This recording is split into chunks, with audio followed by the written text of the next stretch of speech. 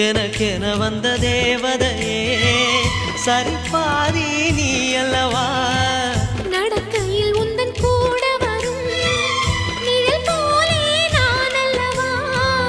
கண்ணன் கொண்ட ராதையர ராமன் கொண்ட சீதையர மடி சேர்ந்த பூரதமே மனதில் வீசும் மாருதமே நன்றி சொல்ல உனக்கு வார்த்தை இல்லை எனக்கு நான் தான் மயங்குறேன் என்னுடைய மனச தந்துவிட்ட பிறகும் ஏம்மா கலங்குற